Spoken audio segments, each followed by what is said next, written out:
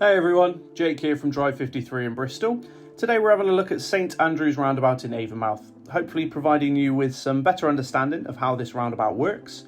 As you can see, it's a 4-exit multi-lane roundabout that has some unusual quirks that make it different from other roundabouts. Now, one of the most common instructions you'll be given is coming from the test centre along St Andrew's Road, and they'll ask you to take the second exit continuing ahead into Avonmouth village. For this exit, we need to find our way all the way over to the right-hand lane.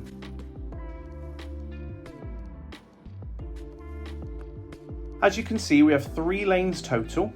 The first lane heads left out of the first exit, and the middle lane also heading out of the first exit. Then you have the right-hand lane that we can find ourselves in, continuing ahead for either Avonmouth village or further around the roundabout. Positioning is very important at this stage, as due to the lack of road markings, we need to be careful not to cut across the path of the middle lane. Stay nice and wide on your entry to the roundabout and carefully find our way over to the left-hand lane once past the first exit. It's also good practice to check our left-hand mirror here whilst moving across, just to avoid any unwanted company in our lane. Once at the next set of traffic lights, we can see the lane to our right owns the area to our right. It's important we stay over to the left whilst leaving the roundabout.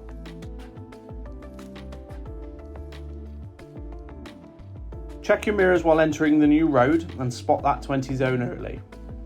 Now we're going to have a little look at taking the third exit right when coming up from St Brendan's roundabout back towards the test centre.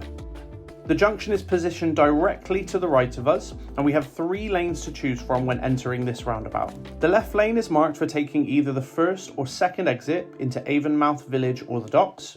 The right-hand lane is available to take the third exit, as we're doing, but it's much more advantageous for us to take the middle lane around the roundabout, and you'll see why shortly. Once entering the roundabout, we stay in the middle lane to the next set of traffic lights. Now, being careful of the right-hand lane, as they are now moving across to the middle lane, we move ourselves out wide to the far left lane.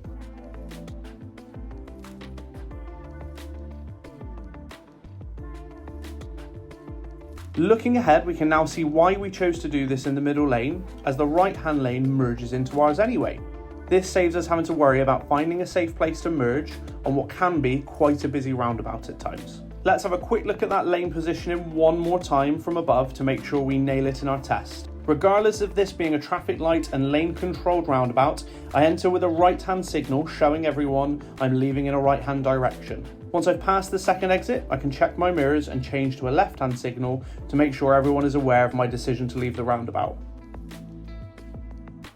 And that's it, the most common routes around St Andrew's Roundabout.